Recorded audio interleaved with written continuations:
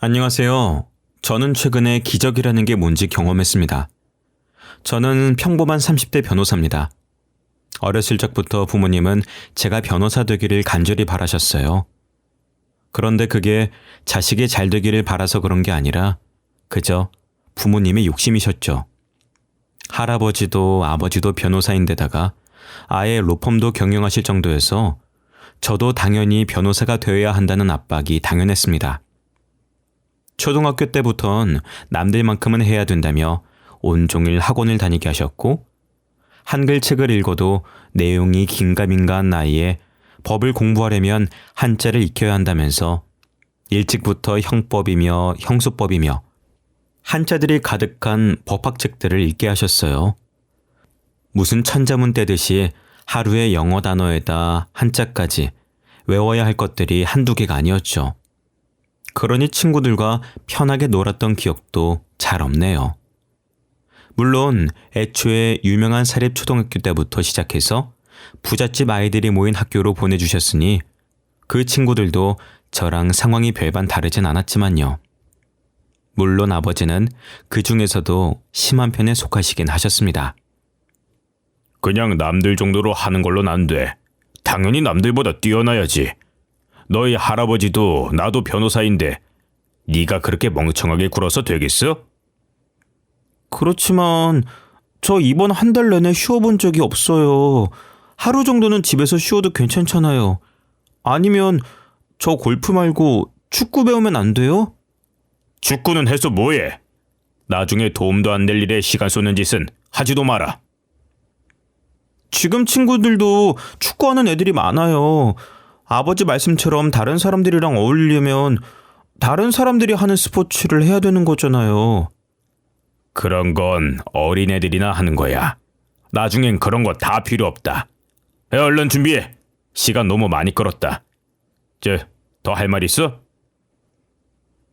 당연하다는 듯 어른이 된 후를 생각하고 행동하라는 아버지의 말씀에 나는 아직 어린아이라고 말하고 싶었지만 그 말을 해봤자 돌아올 말이 뻔하니 그냥 포기했습니다.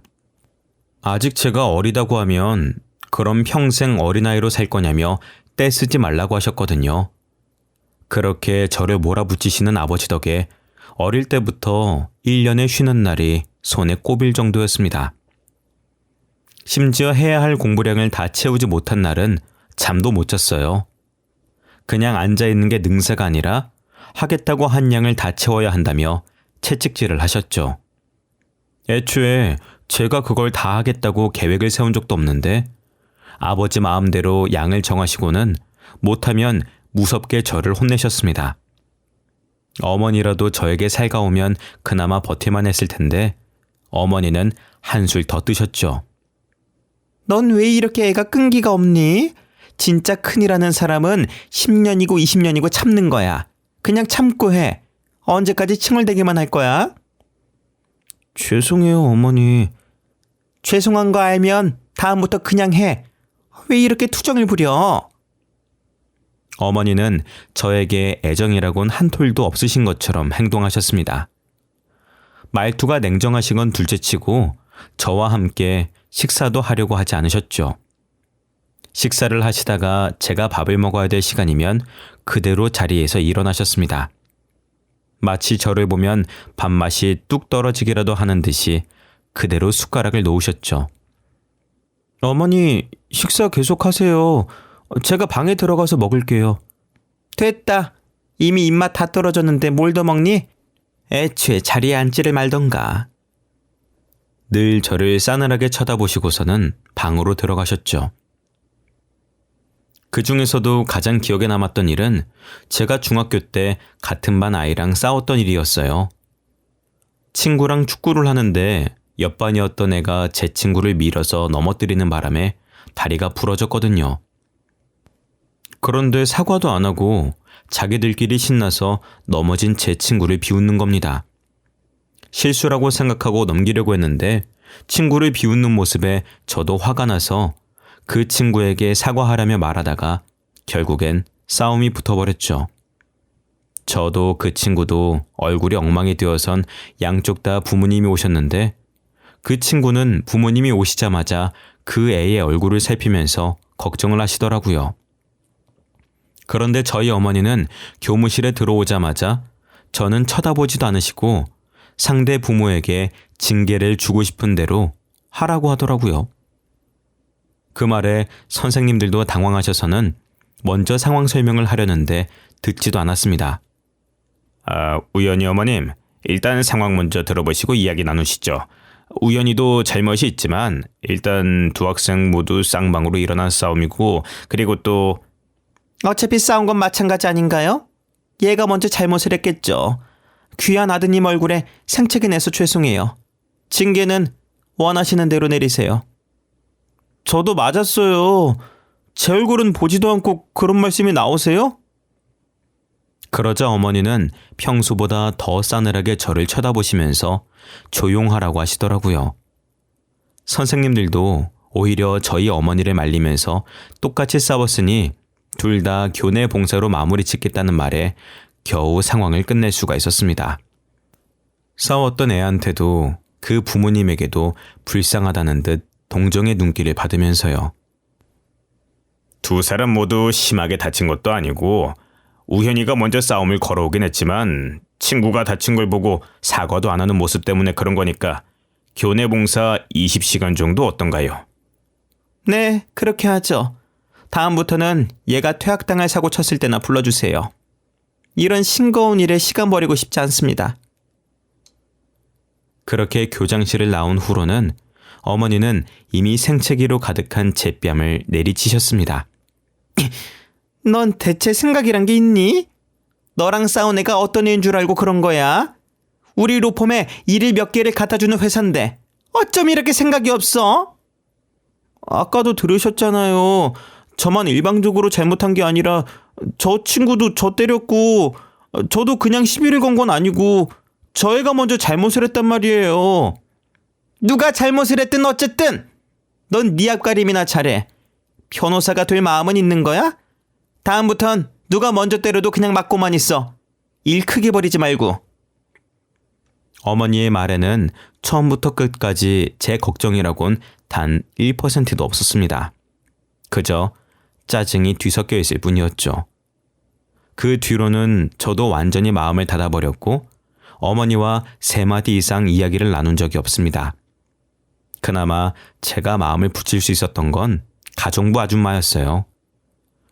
어렸을 때부터 부모님의 사랑도 제대로 못 받고 자란 제가 안타까우셨는지 어머니나 아버지가 저를 혼내시고 제가 기죽어 있으면 두 분 모두 거실로 나오시지 않을 때 몰래 라면을 끓여주시거나 직접 핫케이크를 구워주셨습니다.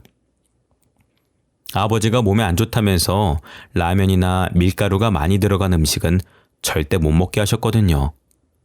그나마 그 집에서 버틸 수 있었던 유일한 이유는 가정부 아주머니 덕분이었습니다. 그렇게 고등학교까지 마치고 아버지가 바라시던 법대를 들어갔습니다.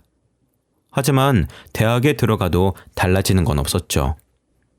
아버지는 제가 들어야 하는 수업들을 모두 정해주셨고 저는 그때쯤에는 모든 걸 포기하고 그냥 아버지가 시키는 대로 따랐습니다. 그런데 교수님의 방에 성적 확인을 하러 갔다가 제 시험지를 채점한 걸 보게 됐습니다.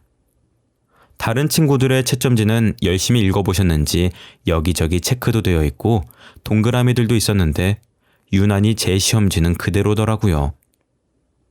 아직 채점도 하지 않으셨나 싶었는데 교수님이 제 이름을 물어보시더니 확인도 안 하시고 에이프릴이라고 말씀해 주시는 겁니다. 의아해서 채점을 한 게 맞냐고 물었는데 여전히 확인도 안 하시고 그렇다고 하시더라고요. 그리고 몇 번이나 그런 일들이 반복됐고 아무리 공부를 대충 해도 전 과목이 에이프릴이 나오는 게 신기했습니다. 그런데 첫 번째 학기가 끝나갈 때쯤 그 이유를 알아냈죠. 교수님의 방에 들어갔다가 책상 한편에 저희 아버지의 명함을 발견했거든요. 이게 왜 있는 건가 이상하다 생각했었는데 알고 보니 아버지가 그동안 교수들에게 돈을 주고 제 성적을 부탁하신 거였습니다. 아버지가 들으라고 하는 수업만 들은 게 아버지가 매수에 성공한 교수들이었던 거죠. 저는 법을 가르치고 변호사까지 하는 사람들이 이렇게 비양심적일 거라고는 상상도 못했습니다. 아버지에게 저는 그냥 하나의 꼭두각시 중에 하나였을 뿐이었다는 거였죠. 교수님께 따지자 교수님은 오히려 저에게 몰랐냐는 듯이 물어보시더라고요. 교수님, 여기에 저희 아버지 명함이 왜 있어요? 저희 아버지랑 아는 사이세요? 아버님이 네 성적 부탁하고 가셨잖아. 너 몰랐어? 난 네가 나 감시하려고 매번 와서 성적 물어보는 줄 알았는데. 저희 아버지가요? 그게 무슨 말씀이세요? 아이고, 내가 말을 잘못했구나. 그냥 못 들은 걸로 해라. 아버지한테는 아무 말 하지 마. 알았지? 그 말을 들으니 그동안 제가 얼마나 멍청했는지 알았죠. 저는 화가 나서 그대로 아버지 회사로 찾아가 따져 물었습니다. 아버지, 지금까지 돈으로 교수님들 매수해서 제 성적 좋게 주라고 하셨어요? 그걸 이제 알았냐?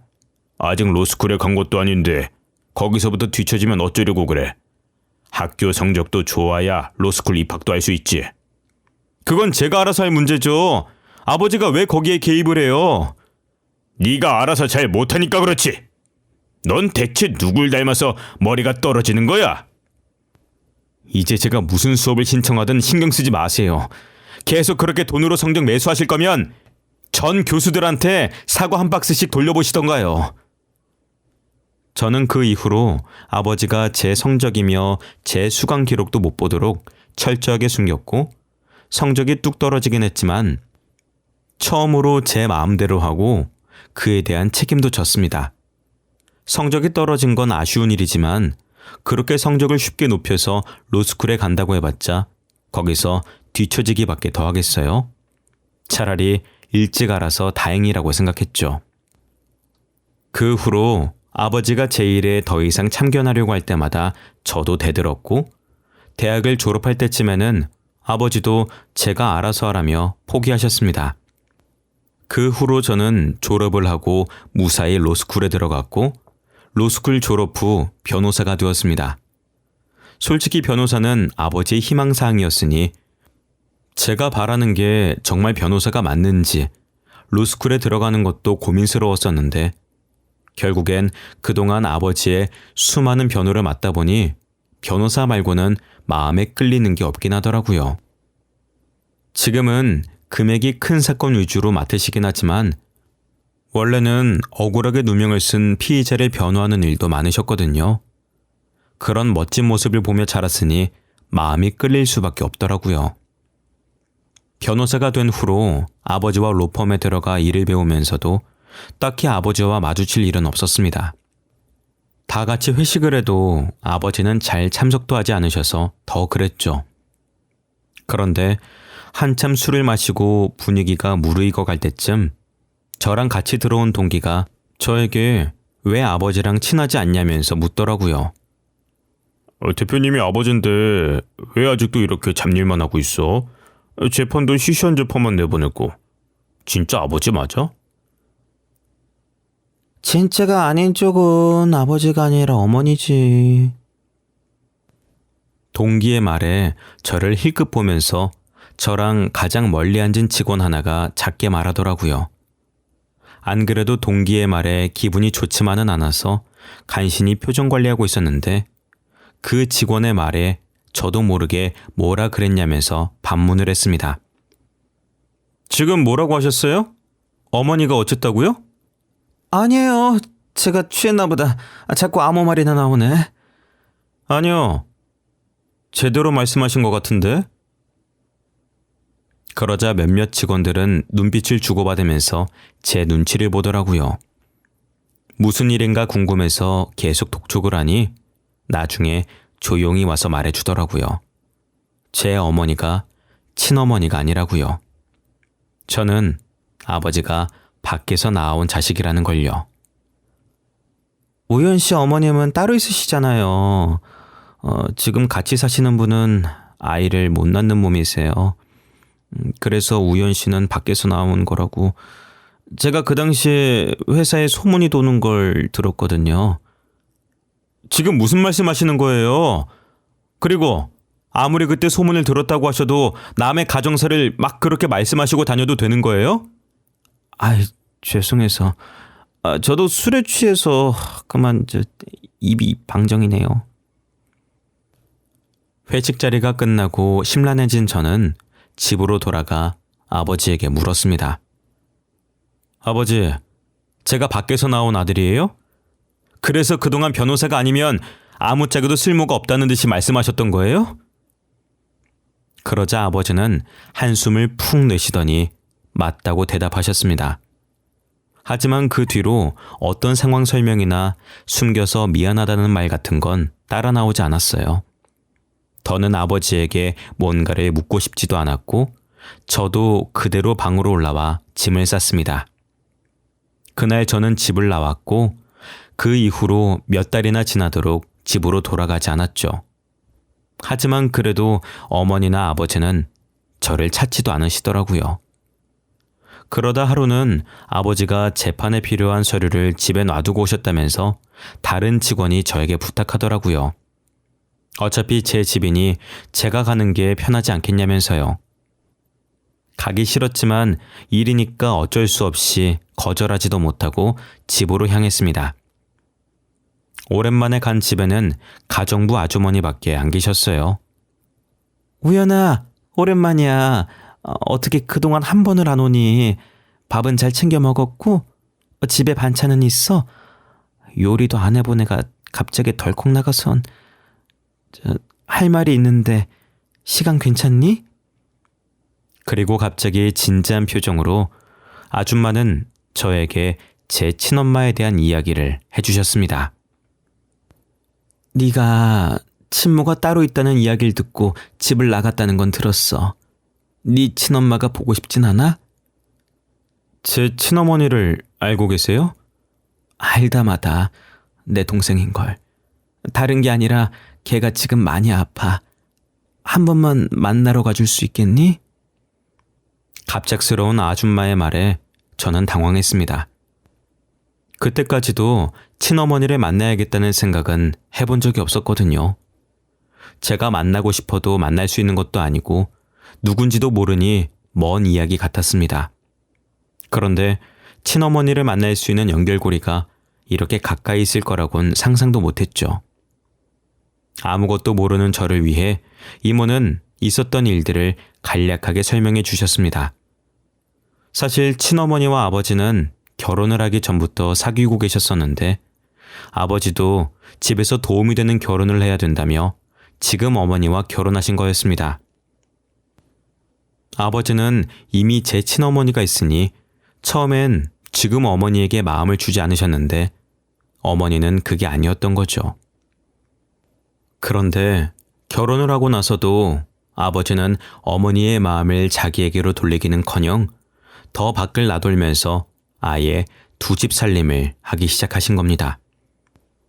그러는 사이 제가 생겼고 어머니는 마음이 조급해지셨던 거였죠. 어머니는 애초에 자궁이 기형이라 아이를 가지는 게 거의 불가능에 가깝다고 했거든요. 아버지는 안 그래도 사랑하는 사람이 아이까지 가졌으니 집에도 안 들어오셨고 그런 아버지의 마음을 돌리기 위해서 어머니는 인자한 척 그냥 집에서 들어와 살면서 출산 준비를 하라며 먼저 권유하셨습니다. 처음엔 저희 친어머니도 그건 아닌 것 같다고 거절하셨었지만 끝까지 집으로 들어오라면서 설득에 설득을 거듭해서 집으로 들어오셨던 거였죠. 하지만 그때부터 어머니의 계획은 시작이었습니다. 아버지는 어차피 출근을 해야 하니 낮에는 안 계셨고 집에는 두 사람만 있으니 마음 편히 저희 어머니에게 독서를 퍼부은 겁니다. 아버지가 없을 때마다 아이는 진짜 아버지 아이가 맞냐부터 시작해서 어디서 몸을 구르고 다녔는지 알 수가 없다며 친어머니가 부모님이 안 계신 것도 걸고 넘어졌죠. 그러니 어머니는 스트레스를 받았고 아버지에게 말하려고 했었지만 아버지 앞에서는 엄청 착한 척을 해서 아버지가 믿지도 않았다고 하더라고요. 아버지 앞에선 친어머니를 챙기는 척하면서 음식을 건네주다가 접시를 제대로 받기도 전에 떨어뜨려 버리고 그걸 보고 호들갑을 떨면서 친어머니가 일부러 접시를 안 받았다는 식으로 몰아갔다는 겁니다. 그러면서 마지막에는 자기가 잘못했었다는 식으로 반성하는 척을 하니까 아버지 눈에는 점점 저희 친어머니가 술을 쓴다고 생각했던 거였죠. 심지어는 제 친어머니가 낮 동안 아이를 제대로 돌보지 않는다며 대신 돌보다가 상처가 났다며 아버지에게 일러 바쳤습니다. 사실은 강제로 친어머니가 안고 있던 저를 빼앗으려다가 제가 할퀴는 자국이었지만 아버지는 이미 어머니의 말에 홀라당 넘어가신 후였습니다. 그만큼 어머니가 아버지 앞에서 연기를 잘했다고 하더라고요. 친어머니가 너무 힘들어서 아버지에게 말을 하면 아버지는 점점 친어머니에게도 잘못이 있지 않냐는 식으로 몰아붙이셨고 결국엔 제가 태어나고 얼마 지나지 않아 두 사람의 사이가 너무 나빠져서 친어머니는 집에서 쫓겨나셨다고 합니다. 친어머니는 저를 데리고 나가고 싶으셨는데 아버지가 절대로 안 된다고 했고 쫓겨난 후로도 저를 찾아와 얼굴만 보여달라고 했는데 아버지는 그것조차도 안 된다고 했다네요. 결국엔 다시 재혼도 못하고 저를 낳고 난 이후로 몸이 너무 약해지셨는데 그래도 먹고 살아야 하니 억지로 일을 하다가 지금은 백혈병에 걸리셨다고 했습니다. 이모는 친어머니를 대신해 일하면서 제가 자라온 이야기나 사진들을 보내주셨고 그걸로나마 어머니는 저를 지켜보셨다고 합니다. 그런데 지금까지 온갖 치료법을 모두 써봤지만 큰 효과를 보지 못해서 지금은 골수이식을 받지 않으면 살 날이 정말 얼마 남지 않았다고 하더라고요. 갑자기 이런 말에서 당황스럽겠지만 동생이 너를 너무 보고 싶어해. 마지막으로 가기 전에 얼굴이라도 한번 보여주면 안 될까? 그동안 존재도 모르고 있던 친어머니가 살 날이 얼마 남지도 않았다는 이야기까지 듣자 마음이 조급해졌습니다. 저는 최대한 빨리 가보겠다고 약속을 했죠.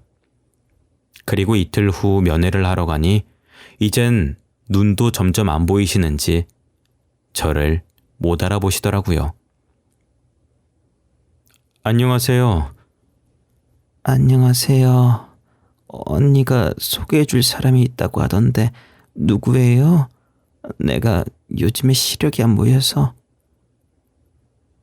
저예요. 어머니 아들이에요. 그러자 어머니는 잘 보이지도 않는 눈으로 저를 뚫어져라 응시하셨습니다. 그리고 수화기를 들고 아무 말도 못하시고 창 너머로 저를 보시며 눈물을 흘렸습니다. 우연이니? 정말 우연이야? 네, 저예요. 어머님의 존재를 너무 늦게 알았어요. 죄송해요. 그동안 수천 번도 더 입에 담았던 어머니라는 단어가 그날은 왜 그렇게 슬프게만 느껴졌는지. 저도 결국엔 어머니라는 단어에서 목이 메어 더 말을 할 수가 없겠더라고요. 어머니와 저는 한참 동안 서로를 바라보면서 눈물만 흘리다가 면회 시간을 보냈습니다. 그 후로 저는 매일같이 어머니를 찾아가 면회를 했습니다. 이미 백혈병으로 눈이 잘 보이시지 않는 어머니를 위해서 조금이라도 더 많이 얼굴을 보여드리고 싶었습니다. 이제 겨우 만났는데 이별을 코앞에 두고 있으니 하루하루 매 시간 1분 1초가 귀하게 느껴졌어요. 혹시나 제 골수라도 맞을까 싶어서 검사를 해봤지만 이식은 불가능했습니다. 제가 자식인데도 골수가 안 맞아요? 검사 다시 한 번만 해보면 안 될까요? 검사를 다시 한다고 해서 결과가 달라지는 건 아니에요. 보호자분 마음도 충분히 이해는 하지만 새로운 기증자를 기다리는 수밖에 없습니다. 결국 제가 할 수 있는 건 아무것도 없다는 말에 너무 제 스스로에게 화가 났습니다. 그 몇 달 동안 왜 친어머니를 찾으려고 하지 않았을까 하는 후회도 들었고요. 그동안 제게 사실을 알려주지 않았던 아버지도 너무 미웠습니다. 어머니에 대한 언질이라도 주셨다면, 혹은 어머니가 저를 찾아왔을 때 내치지 않으셨다면, 이렇게까지 친어머니를 뒤늦게 만나 후회만 하고 있진 않았을 거라는 생각이 들었거든요. 아무리 생각해도 원망이 가라앉지 않아 결국엔 아버지를 찾아가 따져 물었습니다. 아버지, 그동안 저한테 왜 숨기셨어요? 왜 진작에 친어머니가 따로 있다는 말씀은 안 하셨어요? 친어머니, 낳아주면 그게 다 친엄만 줄 알아? 널 낳은 건 그 여자겠지만 널 기른 건 네 엄마야. 길러준 은혜도 모르고. 그래서 이제 친엄마가 보고 싶기라도 한 거야? 네, 보고 싶어서 뵙고 왔습니다. 아버지는 그래도 한때 사랑했던 여자인데 보고 싶지도 않으세요? 이제 세상에 살아계실 날도 많지 않으세요? 그러자 아버지는 흠칫 저를 쳐다보시더니 다시 표정을 바꾸시고는 신경도 안 쓴다는 듯이 말씀하셨습니다. 그런 여자가 내가 상관할 게 뭐냐? 에?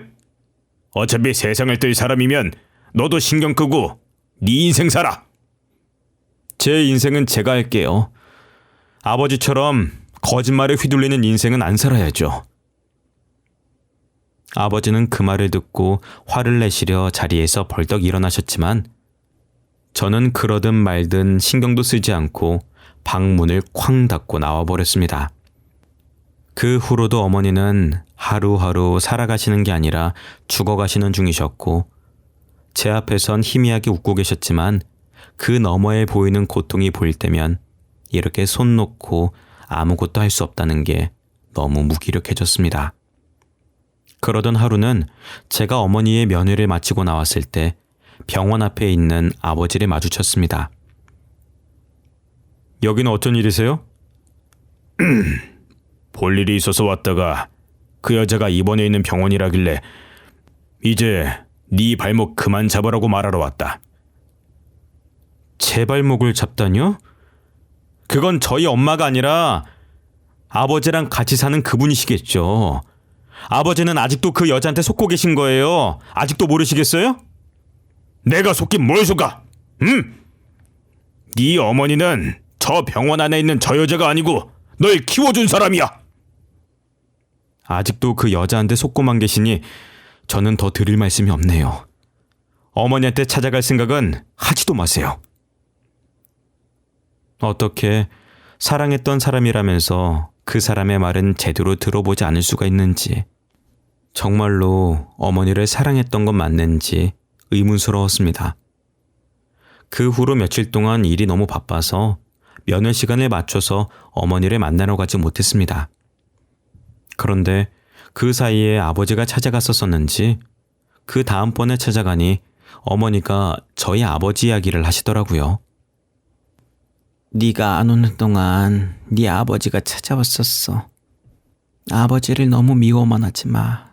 그래도 부모 자식인데 나도 가고 나면 정말 하나뿐인 가족일 텐데. 그런 소리 하지 마세요.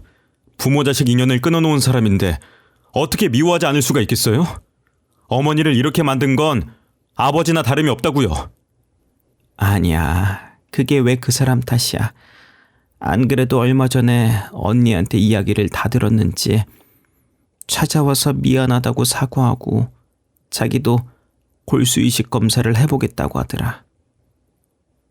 아버지는 사실 가정부 아주머니가 사실 어머니의 언니라는 사실을 아시면서 내버려 두신 거였습니다. 그런데 저와 병원에서 마주친 날 한 이야기가 마음이 쓰이셨는지 그날 가정부 아주머니에게 그때 있었던 일들에 대해서 물어봤고 비로소 그동안 아내가 자기를 속여왔다는 걸 알아차린 거였죠. 늦었지만 미안한 마음이라도 전하려 병원을 찾아 어머니에게 사과를 했고 자기가 골수이식이라도 해줄 수만 있다면 해주겠다면서 약속을 하고 가셨습니다. 하지만 저처럼 아버지도 골수이식은 불가능하셨어요. 아버지도 아무것도 할 수 없이 보고만 있어야 한다는 생각에 괴로우셨겠죠.